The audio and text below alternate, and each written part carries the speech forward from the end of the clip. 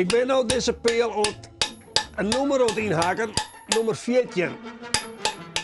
En deze peel is haast 400 jaar oud. En die heb ik bij Bromvol en die weer voortzaken in de trekbaar. Deze peel die komen weer opnieuw, moet die weer plaatst worden. Want er ben wel volle meer, hoop ik. Maar die maakt wel opziekje. De trekbaar van Balzut naar Ljouwert. Er staan maar 43 pijlen. De meeste ben verdwenen, de meeste ben voort.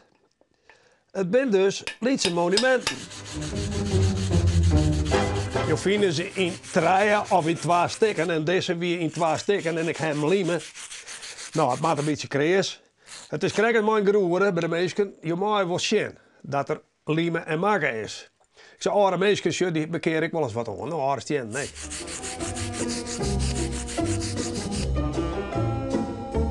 Een meter of 60 dik aan toetje, dan ben je er al.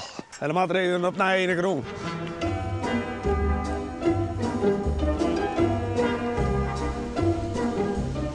Hier moet er een plaats worden.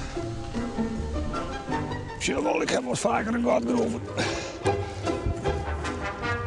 Nou, 87 kilo er even in brengen.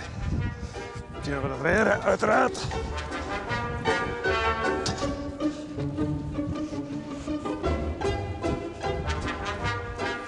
Het nummer even naar de veert. Dan kon die heel visjes zien tot hoeveel het ze visje mochten. Want ja, zo weet het vroeger. Men hier een vak en daar moest men een houden. Men mocht net in ons gebied komen.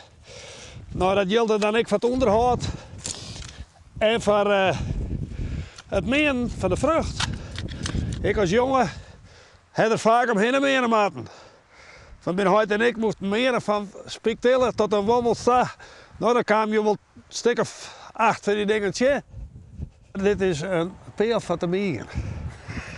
Nou, dan komt elke dag het hoedje langs. Dan leert hem dat gewoon. Ja, absoluut, absoluut. Ja, want je houdt die peel niks om. Maar deze cultuur die moet bewaren blijven. En ik zie jou zeggen, hoe 804 een hele meter, daar zit nog in. En het is krekkers.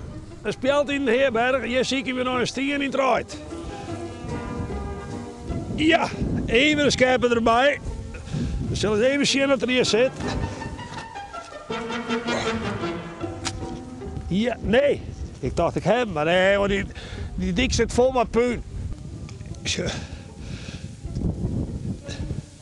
Dit is hem net. Dit kon wel een mop wezen, een kloostermop. Maar het is puin.